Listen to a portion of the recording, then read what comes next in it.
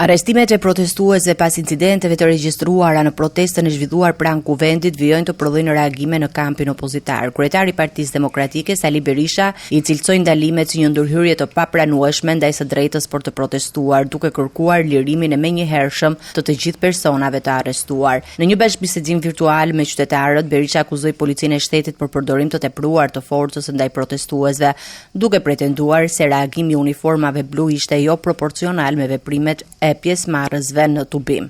Falangat e narkopolicisë u vërsulën me brutalitet dhe tërbim të papërmbajtur, me gaz lotësjedhës të skaduar, me sprajz specit përdorur për arrit, me topa ujë, me shqelma në kokë, me gur, me të gjitha mjetët ndaj vajzave dhe djemve për të cilët dhunën më maksimale e patën hedhjen e vezëve dhe të qesëm me miell drejt deputetëve.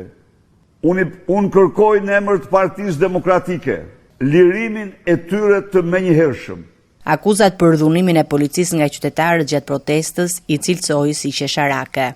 Absolutisht që të gjithë policë janë dërguar aty përveç njerit që ka shkuar në QSUT për një problem shëndetësor tjetër, jo goditje, që i ka ardhur nga VAPA, nuk e di se po, të tjerë që të gjithë kanë qenë për vetëm për të akuzuar protestuesit se kanë përdorur dhunë me gjëra qesharake krejtësisht të parëndësishme. Aq e vërtet kjo sa që u arrit të kapet dhe dishmitari Rrem, i cili nga shtrati i spitalit u gjet duke shkelmuar protestuesit dhe pasi luajti rolin e të plagosurit. Në të njëjtën kohë ai dërgoi një mesazh të drejtë kryeministrit Edi Rama, duke e paralajmëruar të mos e nënvlerësoj sipas tij forcën e reagimit qytetar. Mesazhi im për Edi Ramën është jep dorëheqjen para orës 7 në mënyrë që Shqipëria dhe shqiptarët të zhvillojnë festën më të bukur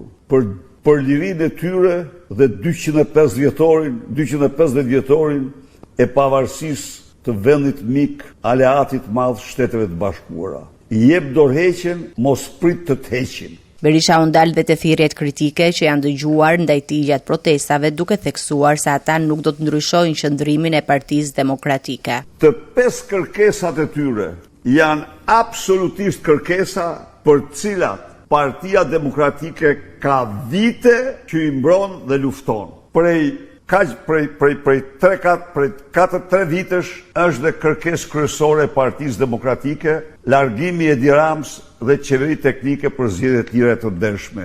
Në përfundim, lideri i opozitës kujtoi se Partia Demokratike kishte depozituar në kuvend një kërkesë për mocion me debat lidhur me protestat dhe kërkesat e qytetarëve, por sipas tij, nisma u rrëzua nga shumica parlamentare, duke i mohuar opozitës mundësinë për të diskutuar këtë çështje në seancë plenare.